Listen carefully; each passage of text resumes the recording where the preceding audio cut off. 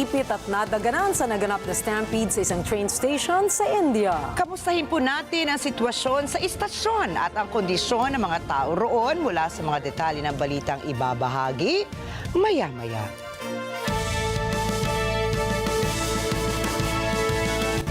Magandang gabi. Ako po si Rikki Mathay. Ako si Rikki, Alagao, Flores. Ito ang mata ng Agila International. Para naman sa mga headlines ngayong araw ng Lunes.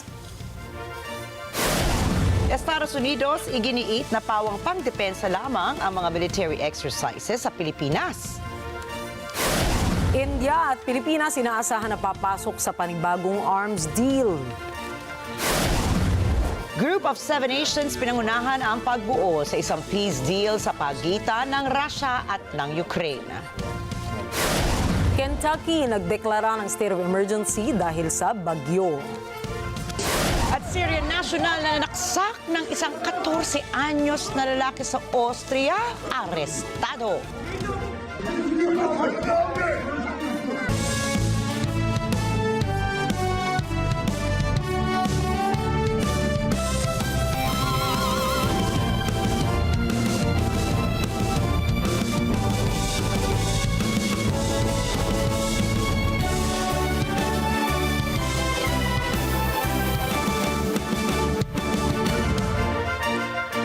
Iginiit po ng US State Department na pawang pangdepensa lamang ang isinasagawang mga military exercises sa pagitan ng Pilipinas at ng Estados Unidos. Ang pahayag na ito ay tugon ng Estados Unidos sa paghimok ng Defense Ministry ng China sa Maynila na alisin na ang Typhoon Intermediate Range Missile ng US. Ayon sa US, ang Typhoon launchers na ito ay may kakayahang maglunsad ng mga missiles ng ilang libong kilometro ang layo. Una nang inakusahan ng Defense Ministry ng China ang Pilipinas na hindi ito tumupad sa pangako na aalisin ang naturang missile system sa Pilipinas. Nilinaw naman ng National Security Council o NSC na walang ganitong commitment o pangako ang Pilipinas sa China at sinuportahan ang pahayag ng US na para lamang sa depensa ng bansa ang Typhoon missile. Inaasahan ng India na bibilhin ng Pilipinas ang kanilang mga Akash missile system sa isang $200 million deal. Ayon sa New Delhi, posibleng magsimula ang deal sa buwan Abril. Ang Akash system ay may kakayahang magpalipad ng mga missile hanggang sa layong 25 kilometers. Una nag-export ang India sa Armenia sa isang $230 million deal. Subalit, sinasabi ng mga sources na maaaring mas malaki pa ang magiging kasunduan sa pagitan ng Pilipinas at ng India. Sa kabila naman ito, hindi naman tinukoy ng India ang eksaktong bilang ng mga missiles at accompanying systems katulad po ng radar sa magiging arms deal nito sa Pilipinas.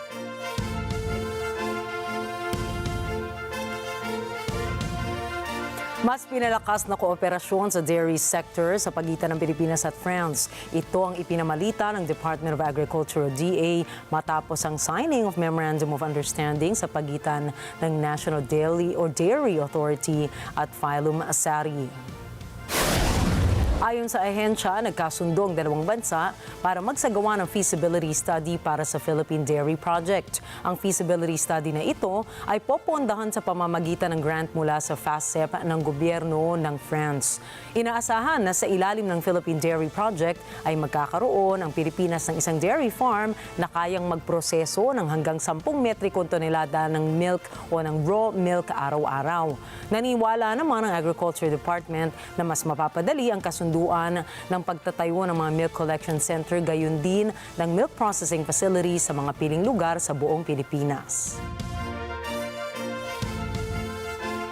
Inaasahang sisimulan na po sa February 19, araw po yan na Miyerkules, ng Land Transportation, Franchising and Regulatory Board o LTFRB ang pagdinig para sa mga nakibinbing petisyon na itaas sa 15 pesos ang minimum fare para sa mga jeepney. Tinukoy ni Technical Division Head Joel Bolano na taong 2023 pa nang inihain ang naturang petisyon. Subalit nilinaw ng ahensya, pinag-aaralan pa nila ang nakabinbing petisyon ng iba't ibang transport groups. Anila masusi ang nagiging pagsusuri para sa minimum fare hike sa jeep at isinaalang-alang nila ang nagiging trend sa presyo ng gasolina, inflation rates at ang pangkalahatang epekto sa ekonomiya sa riding public para sa makatarungang pagpapatupad nito. Inalerto ng lokal na pamahalaan ng Quezon City ang publiko na maging maingat kasunod ng pagdeklara ng lungsod ng dengue outbreak.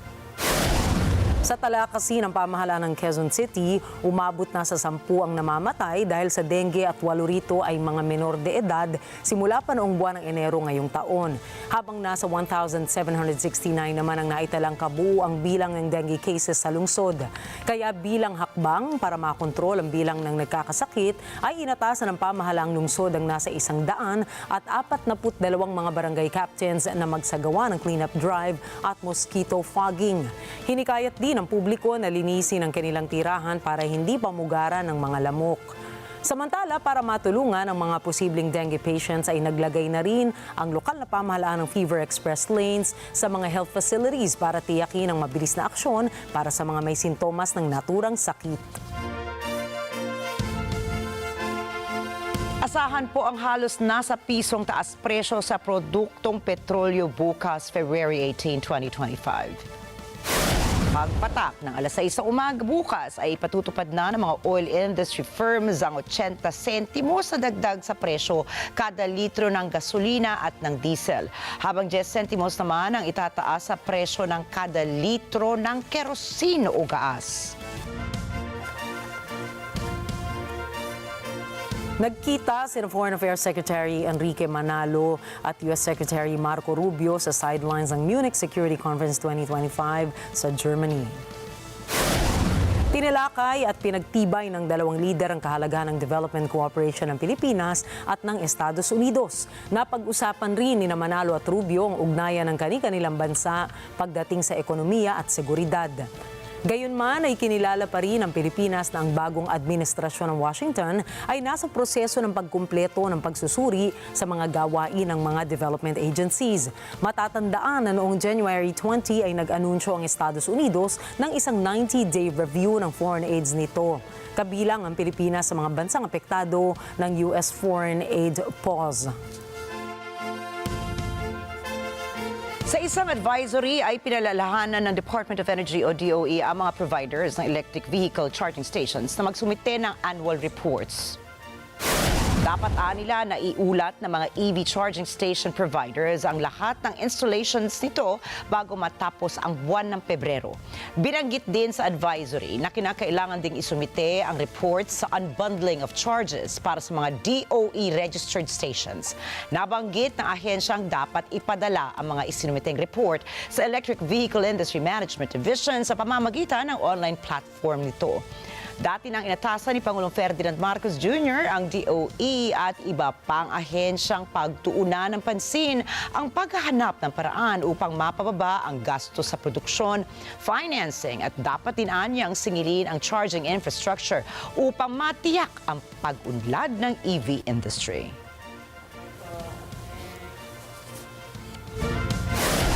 Susunod, China nagpalipad na naman ng military aircraft sa Taiwan Strait. Donald Trump nangakong sasama ang Kyiv sa kanilang mga negosasyon. At US Vice President J.D. Vance binatikos ang mga lider ng Europa. Iba pang detalye ng mga balita sa pagbabalik ng Mata ng Agila International.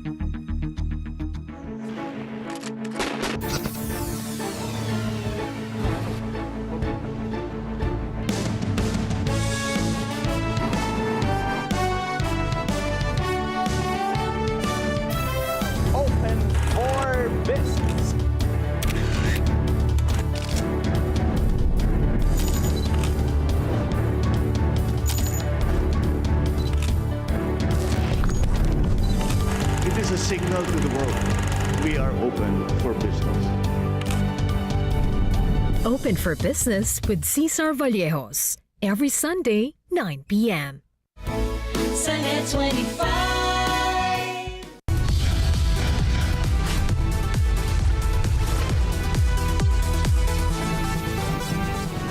Sa kasulukuyang henerasyon, marami na ang nag-viral.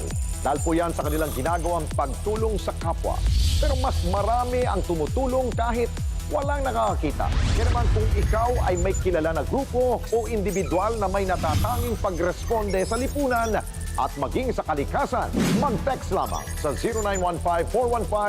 0915-415-1035 o mag-email sa responde@net25.com at magpadala ng mensahe sa ating Facebook page at Net25TV.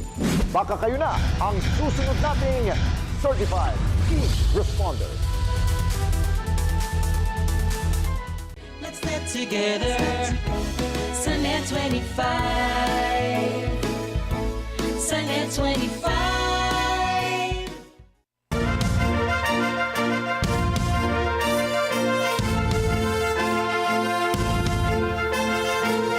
Iniulat ng Taiwan itong linggo na namataan nila ang nasa 24 Chinese military aircraft malapit sa isla habang dumaraan ang isang Canadian warship sa Taiwan Strait, isang mahalaga at sensitibong daanan ng tubig.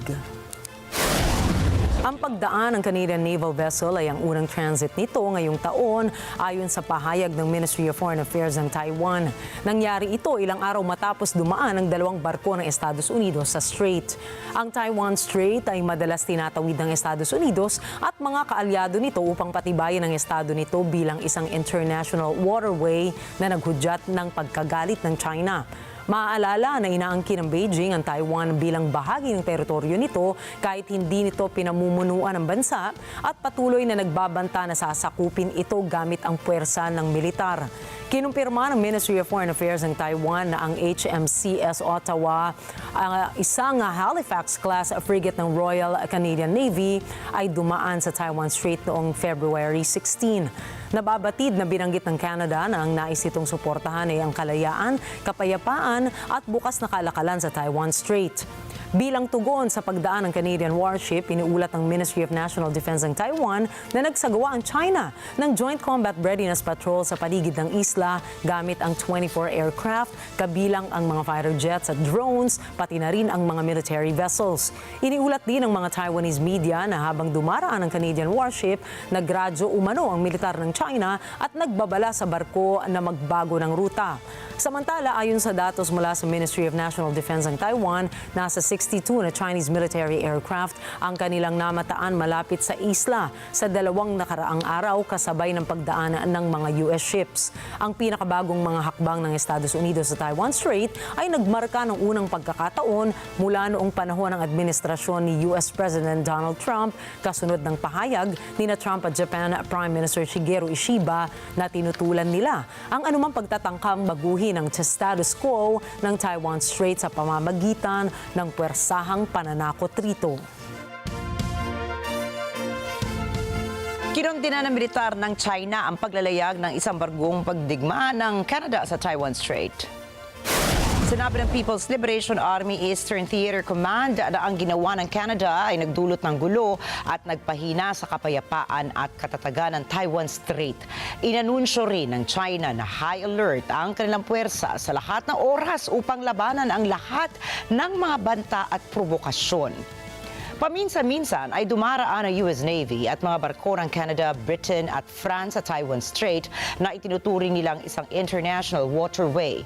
Naniniwala rin ang Taipei na international waterway ang Taiwan Strait, subalit patuloy na ginigiit ng Beijing na strategic waterway ito at bahagi umano ng teritoryo ng China. Dalawang mahalagang okasyon ang inilunsad sa kabisera ng bansang Papua New Guinea kaugnay ng nalalapit nitong selebrasyon ng ika-50 taon ng kasarinlan nito sa Setyembre. Si Ecortaleza Quinola para sa balita. Hindi pa sumisikat ang araw, marami na ang nagtipon sa dalampasigan ng Ella Beach upang doon simulan ang morning walk. Dinaluhan ito ng mga mamamayan ng Papua New Guinea. Kanya-kanyang dala ng bandila na simbolo ng pagkakakilanlan at pakikipagkaisa sa selebrasyon. Pinangunahan ito ni National Capital District Governor Powes Parkop. Matapos ang mahigit 1 oras ng paglalakad, nagkaroon naman ng programa sa Sir Hubert Murray Stadium kung saan ipinamalas ang iba't ibang talento ng mga mamamayan ng Papua New Guinea, gayon din ng mga membro ng international communities. Nagsalita ang mga pinuno ng mga embahada bilang pagbibigay pugay sa darating na Golden Jubilee. In 2025, and celebrating 50 years. I think it's very special for those of us who are alive, working, and here in this country. It's a time that will not repeat itself. It's just once in a lifetime. So let us celebrate and give prominence to its fullness. Samantala, inilunsad naman ni Prime Minister James Marape sa Parliament House ang gagamiting National Independence logo para sa ika-80 anibersaryo ng bansa. Ito anya ang tanda ng malawak na tagumpay ng bansa mula nang makamit ito ang kalayaan noong 1975. Our society grows great when all men plant trees who said they shall never sit under. Umaasa ang mga dumalo sa dalawang okasyon na ito na magiging masaya, maningning at may tuturing na malaking selebrasyon ang 50th Independence Day. Mula sa Port Moresby, Papua New Guinea, Eko Hortaleza Quinola para sa mata ng Agila International. Trusted, connected, on point. Nagbigay galang po si North Korean leader Kim Jong-un sa mausoleo ng kanyang pamilya sa Pyongyang upang gunitain ang kaarawan ng kanyang yumaong ama na si Kim Jong-il. Itinuturing itong holiday ng North Korea na tinatawag nila bilang Day of the Shining Star. Dumalo naman si Kim Jong-un ng isang seremonya para sa huling yugto ng kanyang malakihang proyekto ng pabahay sa Pyongyang. Ang inisyatiba na inilunsad noong taong 2021 ay naglalayong magpatayo ng 50,000 na bagong mga tahanan bilang bahagi ng 5 taong plano ni Kim para sa ekonomiya ng bansa. Ang proyekto ay nakatakdang magbigay ng hindi bababa sa 10,000 na bagong apartments bawat taon, bagaman may mga analista na nag-aalinlangan sa kakayahan nitong magtagumpay dahil sa mga hamon ng ekonomiya at maging sa international sanctions. Ibinida pa ni Kim ang nasa halos 400% na pagtaas ng output ng infrastruktura kumpara noong taong 2020 at nangako siyang ipagpapatuloy ang pagpapalawak ng lungsod at pagpapabuti ng kondisyon ng pamumuhay ng mga residente sa Pyongyang. Samantala, nagpapakita rin na mas malalim na hangarin ang lider ng NOCOR na magtayo ng sariling pamana. Ipinapakita ng mga hakbang na ito ang patuloy na pag-aalaga ng pook ng pamilya Kim sa kanilang hawak na kapangyarihan sa Hilagang Korea. Binigyang linaw ngayon ng White House na hindi nila maaaring baliwalain ang Ukraine sa gagawing pag-uusap kasama ang Russia. Before we get to Israel and Hamas, let me get your take on your plans in Saudi Arabia. Are you expecting to leave for Saudi tonight? And what specifically are you hoping to accomplish? Well, I don't want to talk too much about that specifically, Maria, but I am going tonight. I'll be traveling there with the National Security Advisor, and we'll be having meetings at the direction of the president, and hopefully we'll make some really good progress with regard to Russia, Ukraine. Is there anything you can say about some of your allies alarmed by the fact that Ukraine is not part of the talks? Well, I think Ukraine is part of the talks. The president had their president, Zelensky, on the phone this past week. Sinabi ni U.S. Middle East Envoy Steve Witkoff na magtutungo ito sa Saudi Arabia kasama si United States Secretary of State Marco Rubio para kausapin ng personal ang mga kinatawan ng Russia at Ukraine para tuluyang matigil na ang kaguluhan. Mayroon ding mga hiwalay na pag-uusap ang ilang opisyal ng Estados Unidos sa Ukraine kung saan naging maganda ang tugon ng mga ito. Una nang sinabi ni Ukrainian President Volodymyr Zelensky na hindi nito tatanggapin ang kasunduan sa pagitan ng Russia at US kung hindi sila padadaluhin sa pag-uusap. Noong nakaraang linggo, tinawagan ni US President Donald Trump sina Russian President Vladimir Putin at si Zelensky para isulong ang pagtigil ng kaguluhan. Sa istoryo, President Putin, what do you think he wants ultimately in Ukraine? I think he wants to stop fighting. I see that. We spoke long and hard. Steve Witkoff was with him for a very extended period, like about 3 hours. I think he wants to stop fighting. They have a big, powerful machine, you understand that. And they defeated Hitler and they defeated Napoleon. You know, they've been fighting a long time. They've done it before. And but I think he'd like to. I think he would like to stop fighting. Do you think he wants the whole of Ukraine, or just like what do you think he wants? No, I think he wants to stop. That was my question to him, because if he's going to go on, that would have been a big problem for us, and that would have caused me a big problem because you just can't let that happen. I think he wants to end it, and they want to end it fast. Both of them, and Zelensky wants to end it too. Update on your timing of your meeting with Putin in Saudi Arabia? No, no time set, but it could be very soon. Like this month? Well, it'll be soon. We'll see what happens, but they're meeting right now, and that's more. I mean, this should have been done 4 years ago, 3 years ago, before it started, but it should have been done immediately after it started, as opposed to now, 3 years later.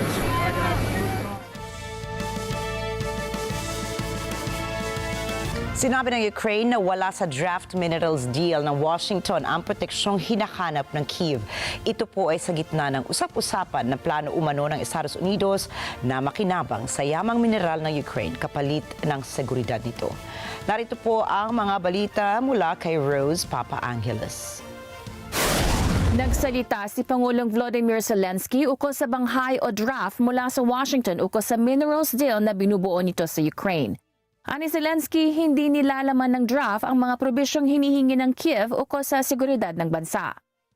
Вона не захищає, вона ще не готова, щоб захистити нас, наші інтереси. Для мене дуже важливо говорити про інвестиції в Україну, і саме інвестиції. І це повинно бути виписано юридично правильно, коректно. І це інвестиції, і на них, на профіті від них можна думати, як розподіляти цей профіт, якщо все це пов'язане з гарантіями безпеки, розумієте?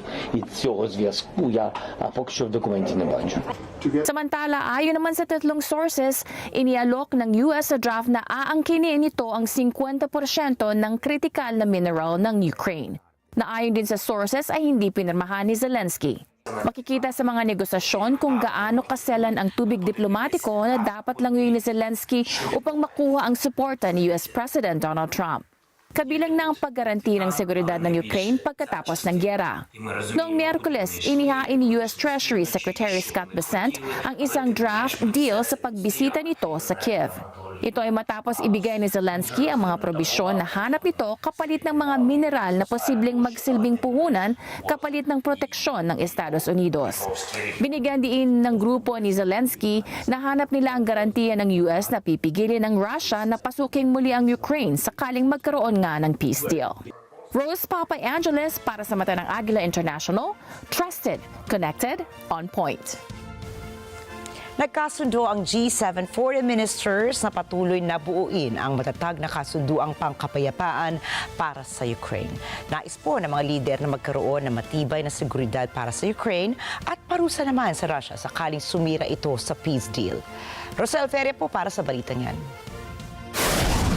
Sa gilid ng Munich Security Conference, sinabi ni Canadian Foreign Minister Melanie Joly na patuloy na susuportahan ng G7 ang Ukraine at patuloy ring pepressurein ang Russia. Yes, indeed. We talked about the illegal invasion of Ukraine by Russia. Yes, indeed. We spoke about the importance of having Ukraine at the table and also allies at the table, including, of course, Europe and Canada. Yes, we did talk about how we can make sure that ultimately Ukrainians that have been fighting for their freedom, but also for ours, are able to get just, comprehensive and long-lasting peace. And it was clear to all of us that we need to make sure that the peace that eventually can be in place is not a peace that is dividing us, but a peace that is able to unite us. And so in that sense, we'll continue to support Ukraine and we'll continue to put maximum pressure against Russia. And that was a clear commitment coming from the G7. Kasali sa G7 ang France, Germany, Italy, Canada, Japan, Britain at ang European Union. Ayon sa samahan, ang garantiyang kanilang pinagkasunduan ay upang tiyaking hindi na muling magsisimula ang gera. They underscored their commitment to work together to help to achieve a durable peace and a strong and prosperous Ukraine, and reaffirm the need to develop robust security guarantees to ensure the war will not begin again. So, the question of security guarantees is written and is all agreed upon. First. Second, being a Pacific nation, Canada, and understanding the reality of Japan, what is clearly stated from all the G7 foreign ministers is that there's a connection between the Euro-Atlantic security and the Indo-Pacific one. Samantala, sinabi ng mga opisyal ng Administrasyong Trump na inaasahan nito na manguna sa responsibilidad ang magkakaalyadong taga-Europa sa NATO para sa sariling depensa nito. Ito ay dahil may iba ng prioridad ang US at yan ay ang seguridad sa border at ang pakikipagtunggali sa China. But did you have a collective agreement that that would be the case? Yes, we did. And so America agreed that. Rubio agreed that too. Well, listen, I won't speak for Secretary of State Rubio. You can ask him questions directly. But there was a clear understanding that we need to make sure that Ukrainian voices are at the table, that Europe and Canada is at the table, because ultimately it is also about Ukraine's security, but it's also about the Euro-Atlantic security. Well, we believe that it is fundamental to use the sanctions as a way to put more pressure on Russia, and this is something that also is important to our American friends. Rosel Feria para sa Mata ng Agila International, trusted, connected, on point. Binatikos ni US Vice President J.D. Vance ang mga European countries dahil sa pagpapabaya sa pagdami ng illegal na mga migrants, pagpigil sa freedom of speech at hindi pakikiisa sa partidong kontra sa gobyerno. To increase defense spending over the next few years in line with some new target. And that's great, because as President Trump has made abundantly clear, he believes that our European friends must play a bigger role in the future of this continent. We don't think, you hear this term, burden sharing, but we think it's an important part of being in a shared alliance together that the Europeans step up while America focuses on areas of the world that are in great danger. Isinagawa ng US Vice President ang pagbatiko sa kanyang talumpati sa Munich Security Conference sa Germany. Ipinagmalaki nito na kayang tapusin ni US President Donald Trump ang kaguluhan sa pagitan ng Russia at Ukraine, subalit ang banta ay nasa Europa. The threat that I worry the most about vis-a-vis Europe is not Russia, it's not China, it's not any other external actor. And what I worry about is the threat from within, the retreat of Europe from some of its most fundamental values, values shared with the United States of America. Most concerningly, giit nito na nakayanan ng Estados Unidos ang anumang pambabatikos mula sa ilang protesters nang hindi pinipigilan ang mga ito na maglabas ng kanilang hinaing. And trust me, I say this with all humor, if American democracy can survive 10 years of Greta Thunberg scolding, you guys can survive a few months of Elon Musk. But what no democracy, American, German, or European, will survive is telling millions of voters that their thoughts and concerns, their aspirations, their pleas for relief are invalid or unworthy of even being considered. Samantala sa London, United Kingdom, libo-libo po ang nagmarcha para tutulan ang kampanya ni US President Donald Trump na alisin ang mga Palestinians palabas ng Gaza. Alamin natin ang balitang yan mula kay Anjay de Guzman. Nagsimulang magmarcha ang mga demonstrador sa Whitehall, ang pwesto ng pamahalaan ng Britain. Natapos ang protesta sa Embahada ng Estados Unidos sa London. Kamakailan kasi nagpahayag si Pangulong Donald Trump ng US na nais nitong gawing Riviera ng Middle East ang Gaza kung saan maaaring mamuhay tabi-tabi ang international communities. Ito ay matapos ang 16 na buwang labanan sa pagitan ng Israel at Hamas na ikinawasak ng teritoryo at ikinamatay ng 47,000 tao. Sa kaugnay na balita, nagprotesta rin laban kay Trump ang mga taga Dublin, Ireland. Nagmarcha ang mga demonstrador patungong US Embassy sa kabisera ng bansa. Ang protesta ay laban sa mga aksyon ni Trump sa unang 3 linggong pamumuno nito ng Estados Unidos. Makikita sa mga karatulang hawak ng mga demonstrador ang mga katagang tigilan na ang pag-aarma sa Israel. Gayon din ang kalayaan at katarungan para sa Palestine. Ang suwestyon ni Trump na ilikas muli ang 2.2 milyong Palestinians at pagkontrol ng US sa teritoryo ay umani ng tuligsa mula sa mga residente nito, gayon din mula sa Arab states. Ayon sa rights advocates at sa United Nations, ang mungkahing ito ni Trump ay maituturing na uri ng ethnic cleansing. So I think we've seen both in the Biden administration now and the Trump administration that the US has been a really strong and consistent ally of Israel as they execute genocide in Gaza and as they execute ethnic cleansing in the West Bank, as Israel annexes the Golan Heights and just flouts international law. And it seems that while you might get the occasional statement of, oh, we don't approve of that, but now that tack has very much changed, we still get the US sending millions, billions of dollars worth of arms and weapons and support to Israel to do what they're doing. And it's not good enough. We can't hold countries to different standards. If this was Russia doing it, we would be rightly calling it out, we would be rightly sanctioning it, and yet we've seen no action. And it's not good enough. Well, we're protesting that march to the US Embassy in Dublin because of the absolutely blatant and outrageous threat by Donald Trump to ethnically cleanse 2 million people from Gaza. After 16 months of genocide being committed by Israel with the support of the United States and Western governments, Trump goes even further now and threatens the ethnic cleansing, a crime against humanity, against the people of Gaza. And we're here to say that we are standing with the people of Gaza. We support their resistance against this horrendous plan and demanding that the Irish government do not bend the knee to Donald Trump. NJ De Guzman para sa mata ng Agila International, trusted, connected, on point. Pinalaya na ng Hamas ang 3 pang bihag ng Israelis noong Sabado. Pinakawalan na ng militanteng grupong Hamas ang 3 bihag na Israelis mula sa Khan Yunis sa Gaza at tinurnover sa Red Cross, saka dinala ang mga ito sa Israeli Army sa ibang lokasyon sa Gaza. Ang Israeli Army o Israeli Military naman ang nagdala sa mga pinalayang Israelis pauwi ng Tel Aviv. Kabilang sa mga pinalayang Israelis ay sina Alexander Trufanov, Yair Horn at Sagi Dekelchen. Ang pagpapalaya sa Israeli hostages ay kapalit ng pagpapakawala naman sa mahigit 360 Palestine prisoners na nakakulong sa mga piitan ng Israel. Matatandaan na nauna nang nagbanta ang Hamas na hindi nila papakawala ng mga bihag na Israelis kasunod ng mga paglabag umano ng Israel sa ceasefire deal.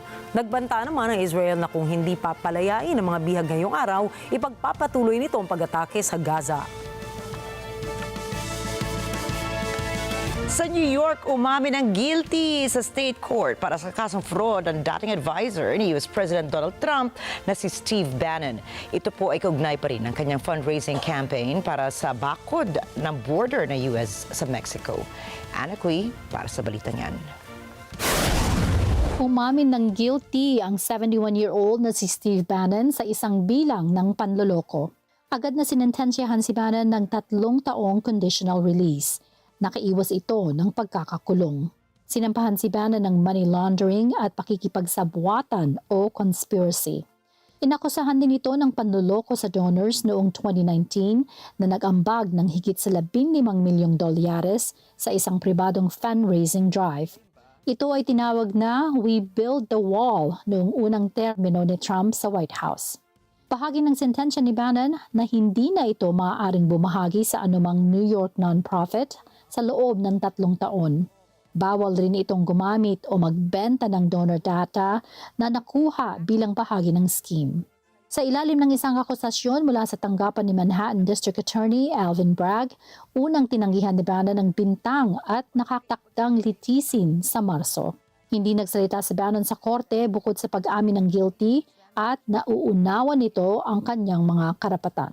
Samantala sa labas ng courthouse, inatake ni Bannon si Bragg at ang si New York Attorney General Letitia James. Si James ay hindi sangkot sa kaso ni Bannon, subalit kinasuhan nito si Trump ng civil fraud at nanalo ng kalahating bilyon mula sa hatol laban kay Trump. Itinanggi naman ng Pangulo ang anumang pagkakamali at inapila ang kaso. Ayon sa indictment, nangako si Bannon sa donors na lahat ng kontribusyon ng mga ito ay mapupunta sa bakod ni Trump sa border.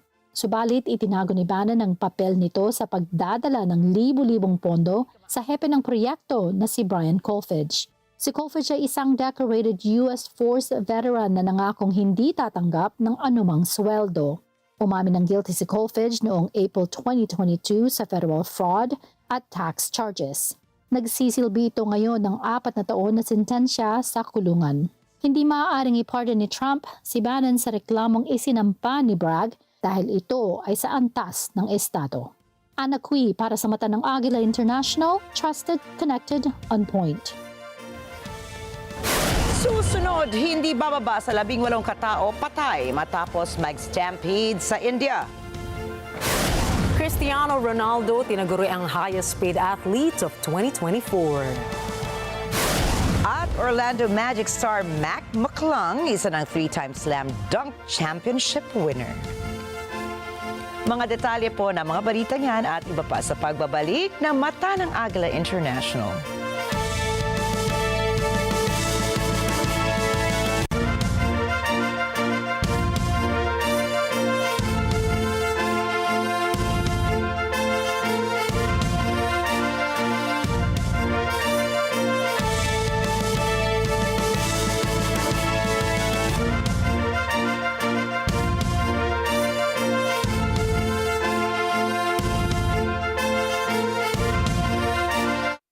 Ngayong Sabado sa Motorcycle Republic. We're doing this to unite all Vespa enthusiasts in the Philippines. That's why shoutout is always one Vespa, one Pilipinas. Ngayon, nandito tayo sa MOA Globe para sa Vespa Pilipinas Tourism Rally 2025. Ang advocacy ng event na to ay promote ang tourism from Manila. Mag-e-end tayo sa Subic. So guys, samahan natin sila simula dito sa Pasay hanggang sa Subic, Zambales. Alright. This is Motorcycle Republic, tuwing Sabado, 5 p.m. to 6 p.m. Let's live together, Sunday 25, Sunday 25.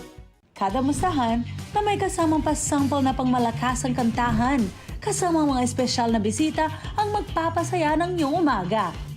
And then you discover personalities during the journey. But it was the music that kept us. Pero we're enjoying every moment. Na kinakanta nila, kasama namin yung mga kanta na yan. Yeah. So early 90s, nag-transfer ako sa Cebu. And then doon ako kumakanta. That's why for this show, gusto namin ibalik yung 80s and 90s. Kaya naman, magaling manood ng kada umaga 10 a.m. to 12 noon kung gusto niyong ma-LSS, Lunes hanggang Biyernes. Together, Sunday 25, Sunday 25.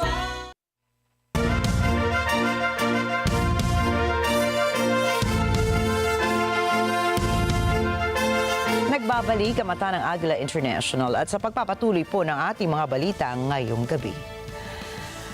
Ginising na malakas na pagyanig ng lupa ang mga residente sa India matapos tumama ang magnitude 4 na lindol sa nasabing bansa.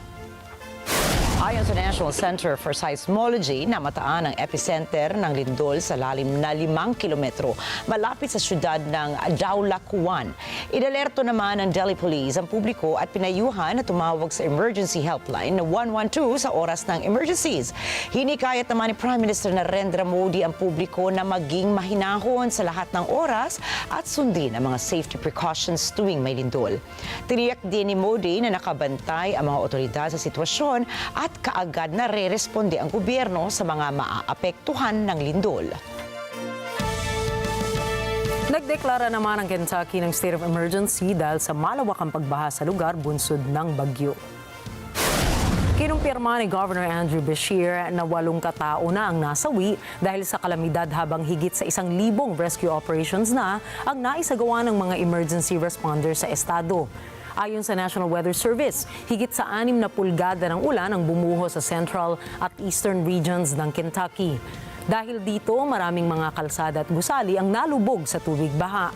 Pinayuhan naman ng Federal Emergency Management Agency o FEMA ang mga residente na manatili muna sa kanilang mga tahanan at kung sila man ay na-stranded, ay hintaying dumating ang mga rescue crew para sila ay saklolohan. Kasalukuyan ding namahagi ng disaster relief package ang FEMA para sa mga apektado ng bagyo. Marami po ang nagdalamhati sa sinapit ng hindi bababa sa 18 kataong nasawi sa naganap na stampede sa isang train station sa New Delhi, India. Ayon sa Delhi Police, kasama sa mga nasawi sa stampede ay 9 na babae at 5 bata.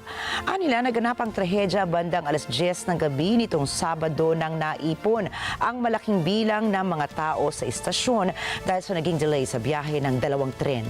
Karamihan sa mga pasaherong naipit ay tutungo sana sa isang event sa syudad ng Prayagraj.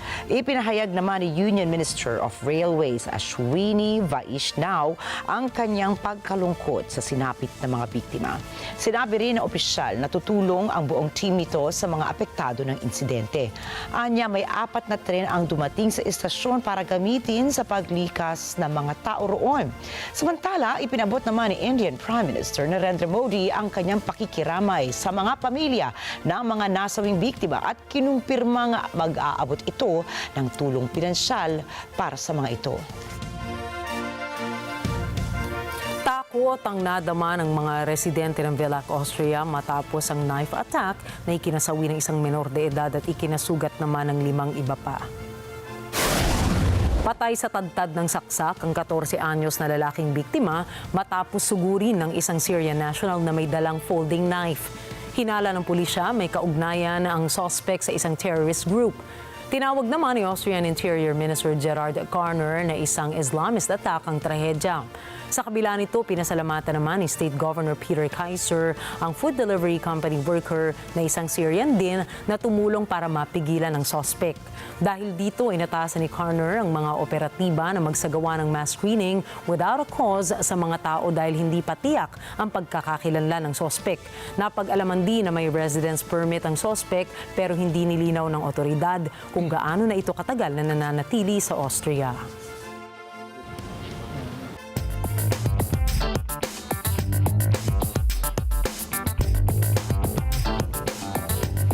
Mga mamamayan sa isang bayan sa Canada kinakabahan dahil sa maaaring epekto ng 25% taripang ipinataw ng Administrasyong Trump sa bakal at aluminum na papasok sa Estados Unidos. Mula po sa Toronto, Ontario, narito ang balita mula kay Cherry Ricolizado. Patuloy ang tariff war sa pagitan ng Canada at Estados Unidos. Inanunsyo ni Pangulong Donald Trump noong Lunes ang 25% na taripa sa lahat ng bakal at aluminyo na magmumula sa Canada at Mexico.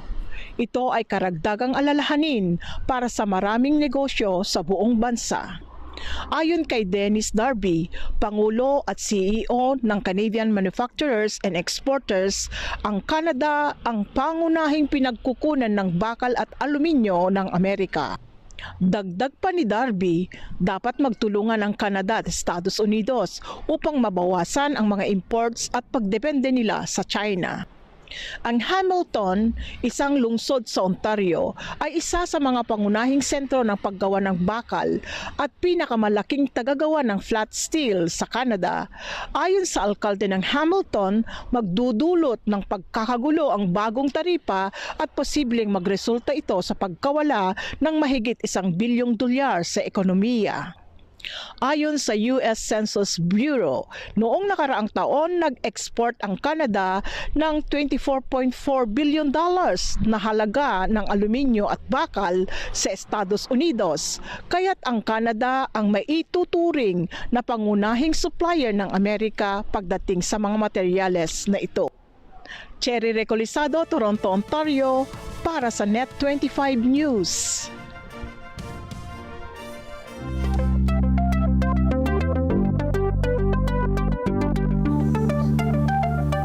Inilabas na ng China ang 2 spacesuits na gagamitin nila sa kanilang lunar exploration missions. Ayon sa China Manned Space Agency o CMSA, kilala sa tawag na Wang Yu ang kanilang moon landing spacesuit, habang Feitian naman ang tawag sa gagamitin na extravehicular spacesuit. Anila, nakadisenyo ang 2 spacesuits batay sa standard ng mapayapang paggamit habang nasa outer space. Bilang bahagi ng kanilang moon mission ay gagamitin ng China ang kanilang manned lunar rover na kilala naman sa tawag na Tansuo. Mula rito ay umaasa ang China na maaabot nila ang inaasahang progreso nito para sa moon landing mission ng naaayon sa plano. Layon kasi ng Beijing na magsagawa ng manned lunar landing sa taong 2030 para magsagawa naman ng scientific exploration at technical experiments sa buwan.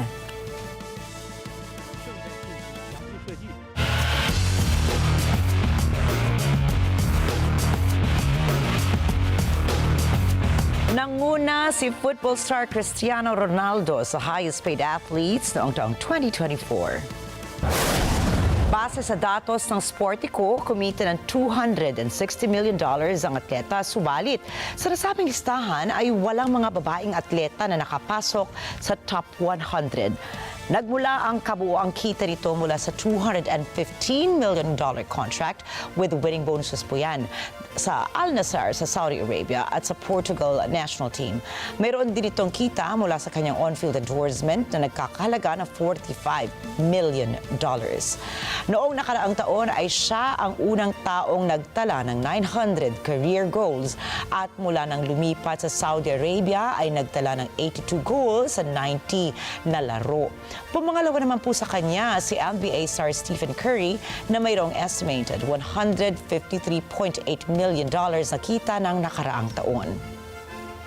Samantala, nasa pangatlong pwesto naman si British boxer Tyson Fury na nakakuha ng higit kumulang $147 million. Pang-apat namang pwesto si Lionel Messi at sinusundan naman siya ni Los Angeles Lakers star LeBron James.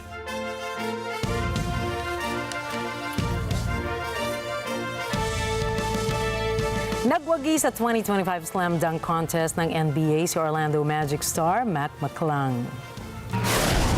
Ito na ang ikatlong taon na magkakasunod na nakuha niya ang titulo. Ilan sa mga ikinamangha ng mga manonood ay ang pagtalon nito sa taas ng 3 tao at sa isang sasakyan. Nakakuha ito ng perfect 50 points sa mga judges sa una at final rounds para maging unang dunker na magwagi ng 3 magkakasunod na taon.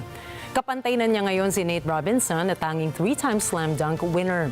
Hindi naman tiyak ng 26-year-old na Orlando Magic player kung siya ba ay sasabak muli sa susunod na taon.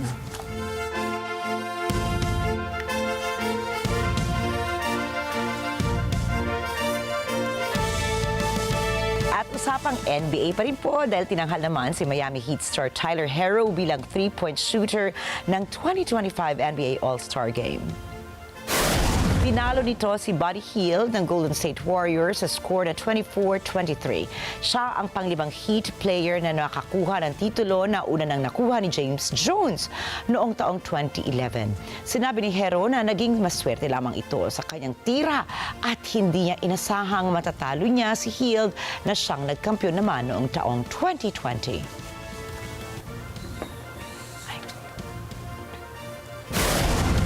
Susunod, isang kuting na nag-exercise nag-viral sa internet. Kambal na giant panda sa Hong Kong pinagkaguluhan. Abangan ang iba pang mga storya pagdating ni Alma Angeles at ng Mata ng Agila World News. At magbabalik pa rin po ang Mata ng Agila International. Huwag pong bibitaw.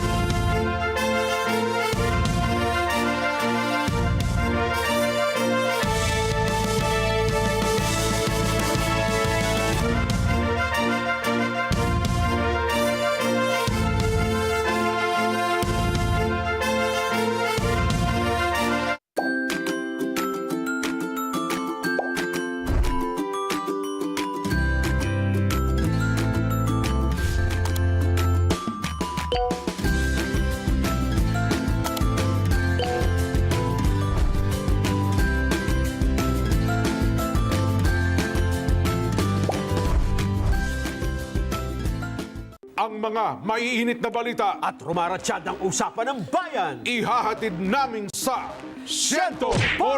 100% ang pagbabalita. 100% talakayan. Lunes hanggang Biyernes. Alas 5 hanggang alas 7 ng umaga. Live na live sa Radyo Agila 1062 Mega Manila. At sa Net 25. 100%! Sa Net 25, let's get together. Sa Net 25. Ngayong linggo, sa Cine Throwback.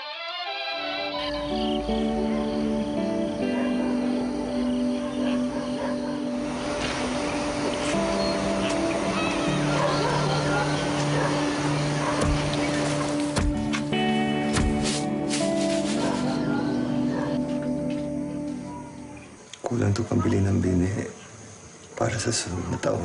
Anong gagawin natin? Punta tayo Maynila. Makanap ako ng trabaho doon.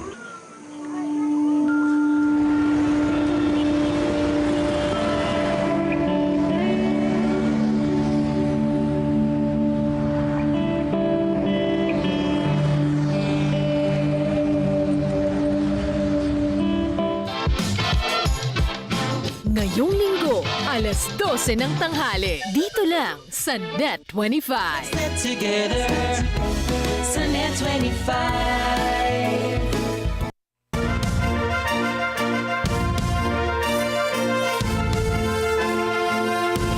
Ayan, isang cute na ginger cat sa China ang nakikisali sa mga workouts ng kanyang fur parents sa isang gym. Ayon sa lokal na ulat, naglalakad ang pusa sa isang treadmill. Anila marunong din ang hayop na mag-adjust ng bilis ng machine para pantayan ang pace ng kanyang fur parent. Karaniwang ginagamit ang treadmills para sa mga obese na mga alagang hayop sa rekomendasyon po yan ng mga veterinaryo para sa kalusugan ng mga ito.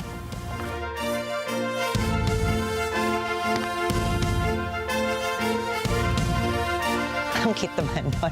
Ito, cute din po ito dahil pinilahan ng maraming bisita ang public debut ng cute na Kambala Giant Pandas na kilala sa tawag na Gaizi at Sailu. Itong linggo ang unang beses na humarap ang Earth Sign Twins sa publiko sa Ocean Park, Hong Kong. Ayon sa management ng park, ang dalawang panda ay isinilang noong August 2024 at ang kanilang mga magulang ay sina Ying Ying at Leilei, mga giant pandas na iniregalo ng Beijing sa Hong Kong Special Administrative Region.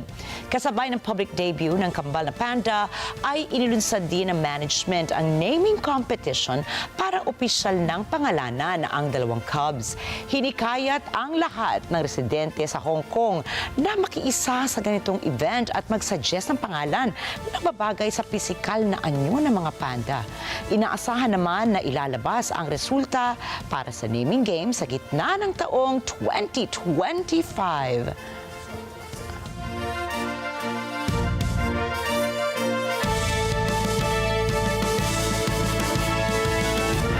Yan, Nina, ikaw.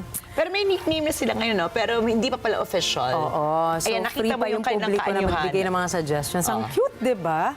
Sobra. Pero, pag naisip ko, siguro, twins ba sila? Oo. Twins, So, yung isa si Yuka. Bakit?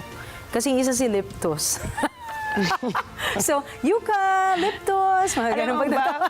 Oo, talaga. Natuwa si Direk. Happy na ako. Eucalyptus. O sige, parang hindi ko yan parang hindi ko maaarok pa ngayon. Sige, mag-iisip muna ako. Kasi may nakita rin ako, nag-birthday din dito. Ay, yun na nga, nawindang tayo. Kasi cute din ang panda, naalala ko. Siguro ang pangalan Linden. Ay, pwede rin yan. Gusto ko yan. Parang kasi cute yung panda. So, syempre, papangalan mo sa isang taong cute din. Nag-birthday, hindi nagparamdam ng birthday. Oo. So, siguro magbibigay siya ng isa pang Panda Express. Okay. Yung pala yun sa segue ka doon. Ayun talaga yan. Isa pang cute na name, ano ba? How about let's do Tony? Bakit? Tony Poponi. Banana Panda Poponi. So, may apelido sila kasama. Parang hindi na makarelate yung mga hindi na buhay no 80s. Tony Popo, ang apelido ni. Diba? Okay, pwede yan, diba? Kung saan sila. Hindi na daw natatawa si Direk Mads. Na talaga tayo. At baka may Panda Express dito. Naaamoy na natin. Exciting po yan. Parang ang bango. Kalay mo rin na, Monday na naman. Diba? Isang linggo po tayo muling magsasama-sama. Ayan, kung meron po kayo maisip na pangalan para sa cute Panda twins, i-message lang po kami. Ayan, mag-comment po kayo dyan. At siguro by the end of the week, pwede natin na mabasa yung mga comments nila. Kung meron man talagang umeffort na pangalanan. Oo. At malay mo, pwede natin yung, kaya hindi tayo Hong Kong residents, no? Oo nga. Dito lang sa atin. Gawin natin local na gimmick natin. Sige. Tingnan nga natin kung si Tony Poponi mo ay o yung aking kalin din. Si Banana Panda Poponi. Sige po. Sa ngayon po kami magpapaalam muna, subalit makita-kita pa rin tayo bukas. Dahil narito kami para maghatid ng balita saan mang dako ng mundo. Magandang gabi po. Ako muli si Rikki Mathay. Ako si Rikki, Alagao, Flores, bumabati po ng Happy Monday. Ito po ang mata ng Agila International. Para naman po sa mga balitang nangyari rin sa iba't ibang panig ng mundo, punta tayo kay Alma Angeles para sa mata ng Agila World News. Take it away, Alma.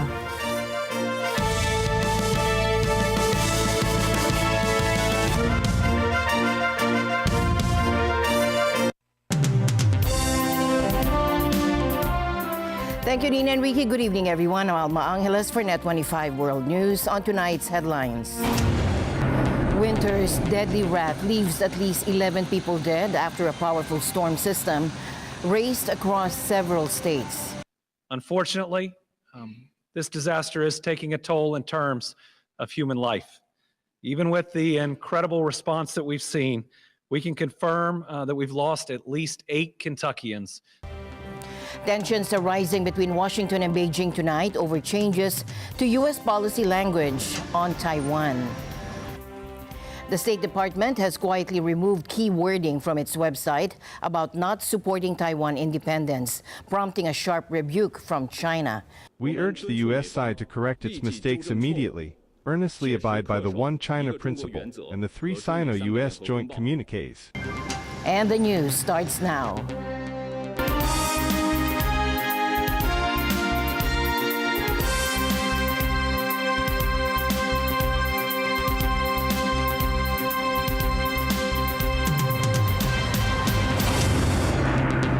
Winter's deadly wrath leaves at least 11 people dead after a powerful storm system raced across several states.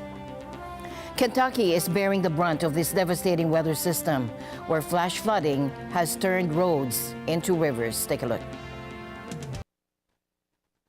Kentucky rescue teams have performed more than 1,000 water rescues as flash floods ravage the state.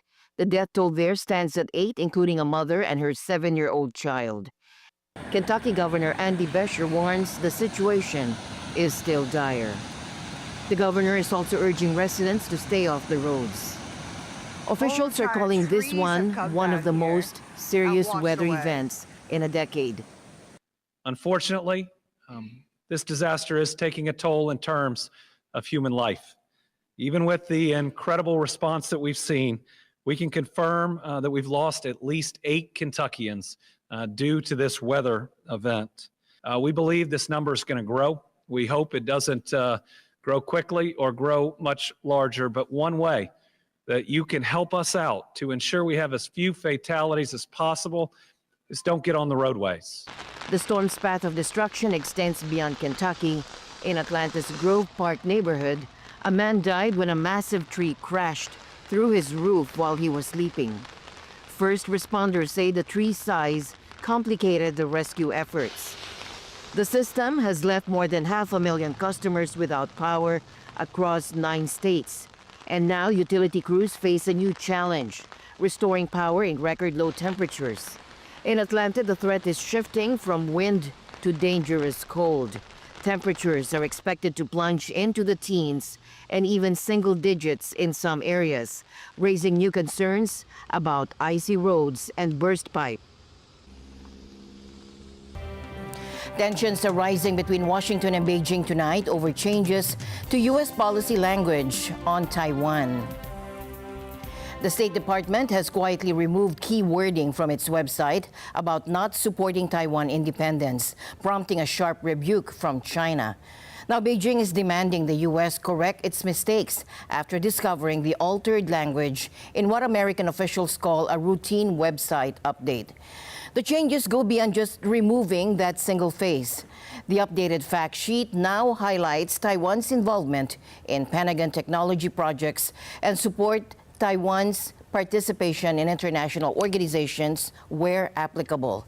Now, China's response was swift and stern. The revision of the fact sheet on U.S.-Taiwan relations by the U.S. State Department, which seriously regressed its position on Taiwan-related issues, seriously violated the One China principle and the 3 Sino-U.S. joint communiques, seriously violated international law and basic norms of international relations, and sent a serious wrong signal to the Taiwan independence separatist forces. This is another example of the U.S. side's stubborn adherence to the wrong policy of using Taiwan to contain China. We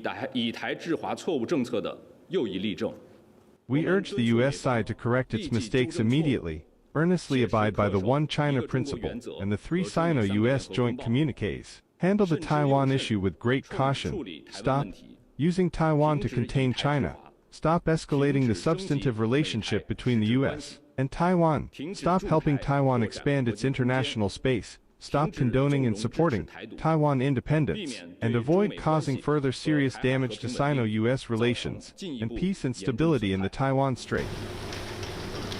The State Department defended the changes, with a spokesperson saying late Sunday, as is routine, the fact sheet was updated to inform the general public about our unofficial relationship with Taiwan.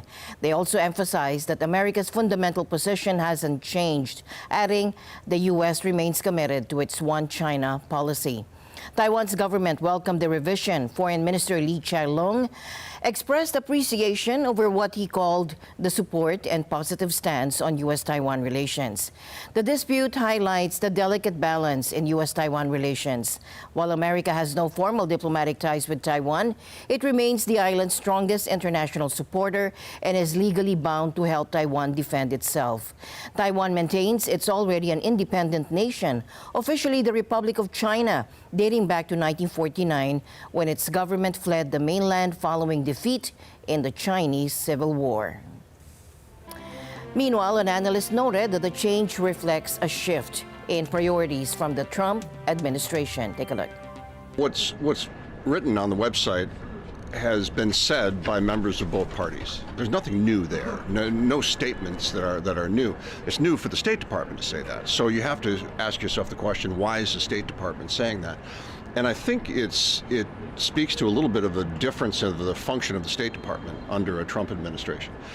Historically, the State Department has been used to facilitate diplomacy. And under a Trump administration, like many other agencies, it's there to facilitate a deal. And so it's really about deal making and positioning for I think if you read the entire kind of the long form version of what they say on Taiwan, there still is a fundamental commitment to the One China policy. We do not support any change in the status quo, blah, blah, blah. So by itself, not having that statement, I don't think changes that point of view. But again, it throws the other side off, right? It puts them on the back foot, or they're not quite sure which foot to stand on. And that, in President Trump's point of view, is a good thing. That's a good environment to go and try to make a deal of some kind, or at least have an advantage in any kind of communications with the other side. The U.S. has been the first responder. They've been the one to do something, and China has always reacted. China has fewer options in how it reacts to things, and how it responds. In diplomacy or in anything, we talk about a proportional response. Is it at the same level? Is it the same impact and things like that?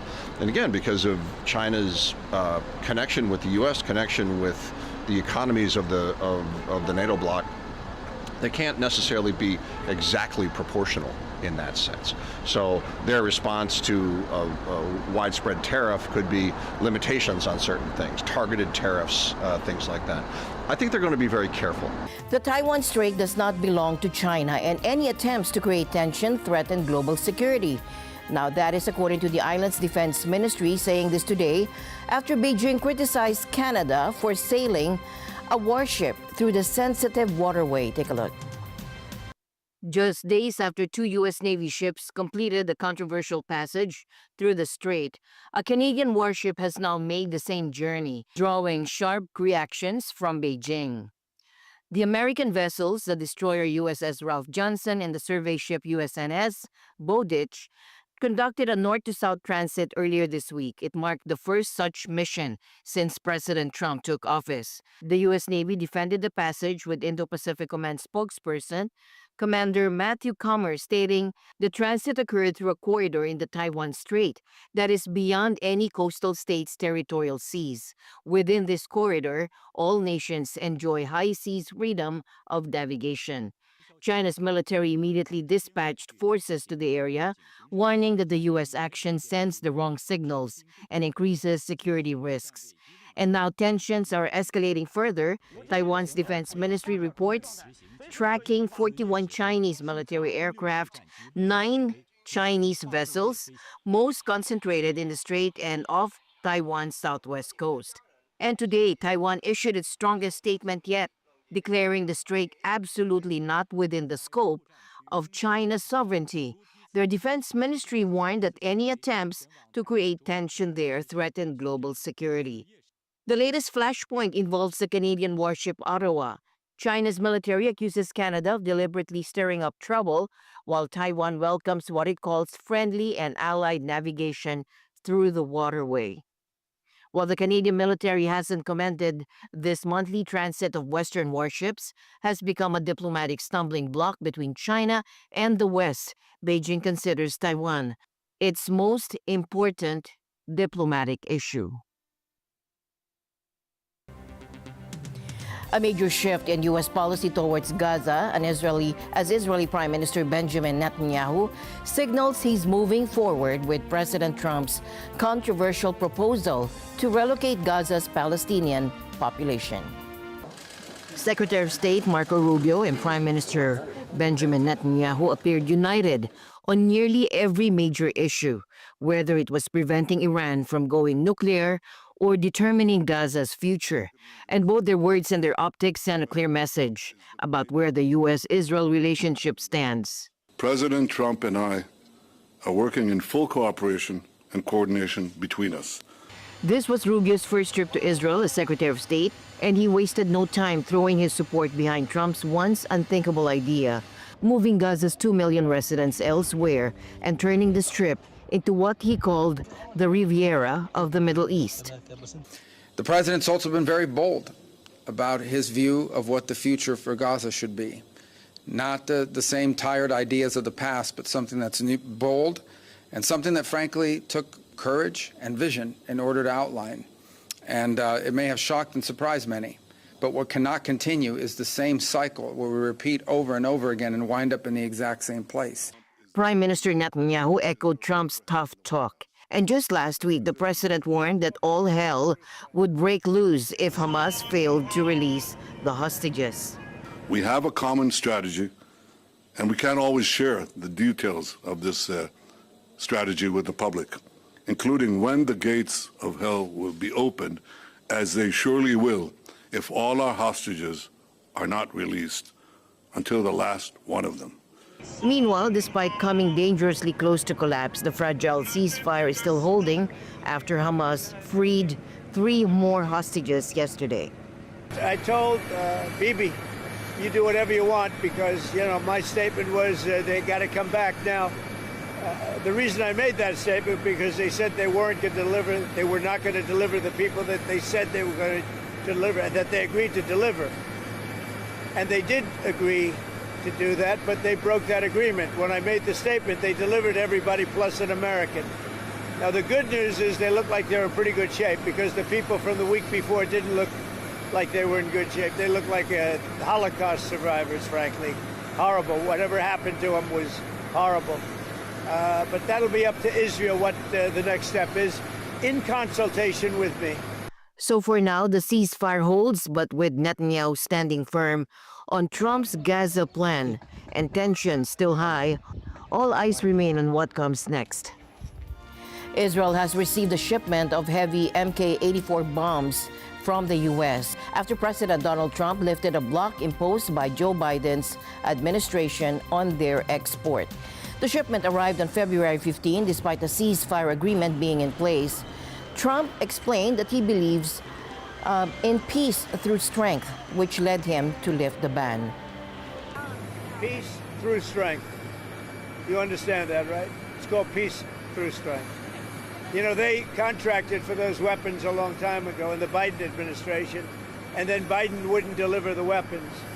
But I look at it differently. I say peace through strength. They were sitting there. Nobody knew what to do with them. They bought them. But I believe in that very strongly. Sir, do you have an update? A heated exchange at the Munich Security Conference has exposed deep divisions between the U.S. and Europe. Now, U.S. Vice President J.D. Vance accused European leaders of stifling free speech, sparking a sharp rebuke from Germany's defense minister. Here's more. In Britain and across Europe, free speech, I fear, is in retreat. U.S. Vice President J.D. Vance accused European leaders on Friday of censoring free speech and failing to control immigration in an address at the Munich Security Conference in Germany. I really do believe that allowing our citizens to speak their mind will make them stronger still, which of course brings us back to Munich, where the organizers of this very conference have banned lawmakers representing populist parties on both the left and the right from participating in these conversations. The comments drew a sharp rebuke from Germany's defense minister Boris Pistorius and overshadowed discussions on the war in Ukraine. This democracy was called into question earlier by the U.S. Vice President for the whole of Europe. He spoke of the cancellation of democracy, and if I understood him correctly, he compared conditions in parts of Europe with those in authoritarian regimes. Ladies and gentlemen, that is not acceptable. The clash underlined the divergent worldviews of U.S. President Donald Trump's new administration and European leaders, making it hard for longtime allies, the United States and Europe, to find common ground on issues including Ukraine. The war-torn country's President Volodymyr Zelensky told the conference that he would talk to Russian President Vladimir Putin only once Ukraine had agreed on a common plan with Trump and European leaders. Ukraine will not take part in the talks in Saudi Arabia. Ukraine did not know anything about it. Ukraine regards any negotiations on Ukraine without Ukraine as ones that have no result. And we cannot recognize any agreements about us without us, and will not recognize such agreements. He also met with Vance to discuss the path forward. Both sides declined to give details of what they discussed, but the Ukrainian president reiterated that his country needs real security guarantees. Now, relations between Europe and the U.S. are frosty following last week's Munich Security Conference. A looming trade war and whether the EU will have a role in the Russia-Ukraine peace talks have created a tense situation. Thomas I. Likeness for more. European leaders got a taste of how Donald Trump will treat them at last week's Munich Security Conference. Having dealt with Trump during his first term, EU politicians should not be surprised by his lack of diplomacy. Political scientist Danielle Schwarzer says it's clear the U.S. president wants to shake things up. The Munich Security Conference clearly showed that we are witnessing tectonic shifts of the order structures and also of the positioning of major powers. The United States really is the big question mark at the moment. If we put together what has been said about the U.S. international role since Donald Trump came into the White House not very long ago, we see that the United States wants to retreat from international organizations, so it is weakening structures of international order. It has questioned international rules, and at the same time it wants to be a player in major difficult situations. Although Trump did not attend the conference, Vice President J.D. Vance carried his boss's message, and Schwarzer said it had little to do with foreign policy or security. Vice President Vance left people very surprised by his speech because it wasn't on foreign policy or security policy, although he framed it that way. He spoke of domestic developments and democracy in Europe and in particular in Germany. The expectations were that he, as the Vice President of the United States, he would comment on the major issue that's on the table here in Munich, and that is the future of Ukraine and the way the U.S. positions itself towards Russia. Schwarzer suggests Vance strayed off topic because the U.S. has no clear and consistent position on how to end the Russia-Ukraine war. Vance also suggested to the conference that democracy is under threat in Europe, adding free speech is also at risk. In Britain and across Europe, free speech, I fear, is in retreat. In Washington, there is a new sheriff in town, and under Donald Trump's leadership, we may disagree with your views, but we will fight to defend your right to offer it in the public square, agree or disagree. Now, the good news is that I happen to think your democracies are substantially less brittle than many people apparently fear. And I really do believe that allowing our citizens to speak their mind will make them stronger still, which of course brings us back to Munich, where the organizers of this very conference have banned lawmakers representing populist parties on both the left and the right from participating in these conversations. Now again, we don't have to agree with everything or anything that people say. But when people represent, when political leaders represent an important constituency, it is incumbent upon us to at least participate in dialogue with them. In doing so, Schwarzer says he showed a growing ideological rift between Europe and the U.S. So what we saw was a demonstration of a representative of a U.S. government which is right-wing populist and itself undermining democracy at home and trying to convey that this is happening in Europe as well.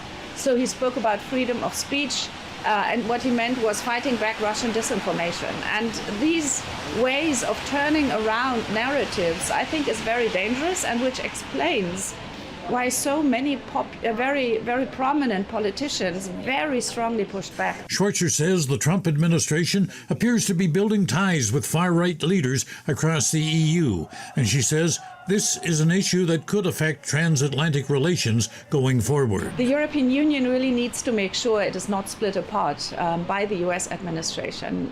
We have already been able to observe over the past few weeks of the Trump administration that he has closer ties with some and he doesn't meet others. For instance, the Italian Prime Minister or the Hungarian Prime Minister, they have a pretty good relationship and they seem to align on some issues that, for instance, the German and the French government don't align with the US administration on. With the US openly supporting far-right candidates in European elections and the threat of tariffs and a trade war, transatlantic relations could become very tense.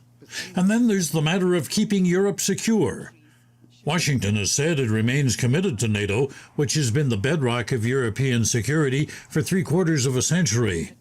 But some now worry that is in doubt, as Trump is signaling he'd like to see changes to the alliance. Thomas I. Likeness, Net 25 World News. U.S. President Donald Trump said he believes he could meet very soon with Russian President Vladimir Putin to discuss ending the war in Ukraine. Speaking to reporters, Trump said he was working hard to achieve peace and said he believes that both Putin and Ukrainian President Volodymyr Zelensky want to stop fighting. His comments come as the U.S. and Russia are preparing for initial talks in Saudi Arabia this coming days. On your timing of your meeting with Putin in Saudi Arabia? No, with no time set, but it could be very soon.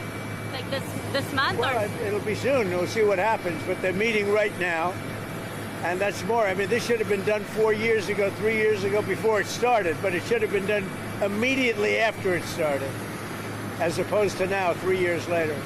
I think he wants to stop fighting. I see that. We spoke long and hard. Steve Witkoff was with him for a very extended period, like about 3 hours. I think he wants to stop fighting. They have a big, powerful machine, you understand that. And they defeated Hitler and they defeated Napoleon. You know, they've been fighting a long time. They've done it before. And but I think he'd like to. I think he would like to stop fighting. Do you think he wants the whole of Ukraine, or just like what do you think he wants? No, I think he wants to stop. That was my question to him.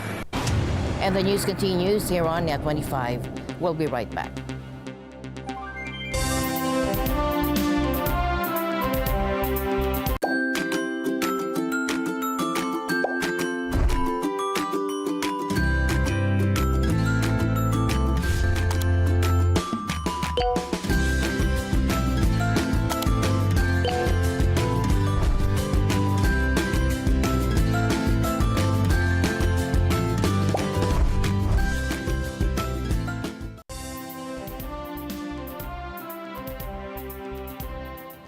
A deadly knife attack in Austria is now being linked to Islamic State.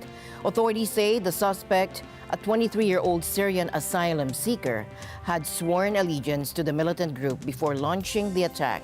The violence left a 14-year-old boy dead, several others seriously wounded. But officials say it could have been even worse if not for the quick actions of a food delivery driver. Take a look.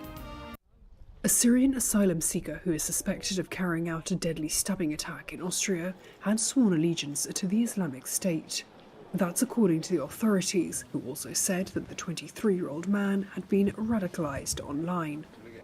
Saturday's attack in the southern alpine town of Villach killed a 14-year-old boy.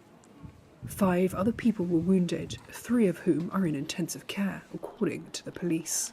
For most of the people, it's a shock, I think. It's not the same thing than it was before. I did not think that it could be happening in this town, a peaceful town. Authorities also added that more harm would have been done had it not been for another Syrian, a food delivery driver who saw the attacker and drove into him with his vehicle. While I was driving on Villach Bridge, I noticed a commotion, something that seemed unnatural. I looked to the right, I saw 2 people. First I saw someone on the ground, but I didn't pay much attention. I drove forward a bit and started driving very slowly because there were many people, some running, some scared, and some was shouting for help. I saw a person with a knife in front of me threatening people. I immediately understood what was happening. There were people on the ground bleeding, and this person was waving the knife in a threatening manner. I immediately drove toward him and hit him with my car. The good thing is that the impact wasn't too strong, thank God. I mean, the goal of hitting him with the car was just to neutralize him or stop what he was doing. The goal wasn't to harm anyone. People look at me as a hero, but I don't see it that way. I say to people, please, if something like this happens again, you have to do something. You can't just stand there, take photos and film videos. During a press conference, Interior Minister Gerhard Kahner said officials should have greater powers to screen asylum seekers. He also said that there would have to be mass checks without cause in many areas, since the suspect had not attracted the authorities' attention. Police said that the man, who is being charged with murder and attempted murder, had recorded himself swearing an oath of allegiance to the Islamic State. IS has not claimed responsibility for the attack so far. A new economic shock for Canada as the U.S. slaps heavy tariffs on steel and aluminum imports. Businesses and officials in one major manufacturing city warned that the move could have devastating consequences. Ashley Sakma reports from Toronto. The tariff war continues between Canada and the United States. U.S. President Trump announced Monday that new 25% tariffs will be imposed on all steel and aluminum imports from Canada and Mexico, adding another layer of unpredictability in many businesses across the country. President and CEO of Canadian Manufacturers and Exporters, Dennis Darby, says that Canada is America's #1 source of steel and aluminum. Darby also says that Canada and the U.S. should instead work together to reduce their imports and reliance on China. Hamilton, a city in Ontario, is considered one of the centers of steel manufacturing and the largest flat steel producer in Canada. Hamilton's mayor says that the newly announced tariffs would likely cause destabilization and would result to about $1 billion loss to their local economy. According to the U.S. Census Bureau, Canada shipped $24.4 billion worth of aluminum and steel to the U.S. last year, making Canada the largest source of these materials to the U.S. Ashley Sakmar, Toronto, Ontario for Net25 World News. The NBA tried something completely different with its All-Star game in San Francisco last night, and the Stars say it was a slam dunk. Take a look. Gone was the traditional East versus West matchup. Instead, 4 teams of 8 players battled it out in a one-night tournament at the Chase Center. Playing on his home court, Golden State's Stephen Curry led Team Shaq to victory, taking down Team Chuck 41-25. Curry, who walked away with MVP honors, put up 20 points across 2 games. Kevin Durant, who played alongside Curry on the winning squad, says this new format brought back some of that missing competitive spirit. The format takes some getting used to. It was once we got in the flow of things, I thought it was pretty good. The first game we played against the rookie Rising Stars. I thought it was pretty good once we kind of got in the flow of it. And I'm glad Ryan came out there, was able to play on Sunday night. Something for him to aspire to be to, be in. Just Sunday night is a special time, So those rookies that were on the floor tonight, they're looking at us as all-stars and, get some inspiration and some, when they come back out there and play, So I'm sure we'll see a few of those guys there playing on Sunday night as well. On the other side, Denver's Nikola Jokic admitted his team Chuck struggled, but praised the new format. It was good. I think it was a little bit more competitive. We didn't open the game well, and we didn't finish it well either. As for Curry's MVP performance, Jokic wasn't surprised. I don't know, but Steph is built for this game, and he showed why. So I'm happy for him. The night's breakout star might have been rookie Victor Wembanyama, who led Team Chuck with 11 points. The Spurs phenom says he's hitting the NBA stride. As I was just saying, I'm in much better shape this year than I was last year. My body is much more adapted to this league and this rhythm. So my biggest takeaway is that it's possible, to give 100% on that court, to play hard, to play our ass off, and it's for me, it's the only way to play basketball, And I think it'll only make the game better. Comment tu l'as préparé en fait? À ce moment de l'année dernière, j'étais en moins bonne forme, je me faisais le champion. And with that, we end tonight's broadcast. For everyone here on Net25, I'm Alma Angeles. Thank you all for joining us. Good night.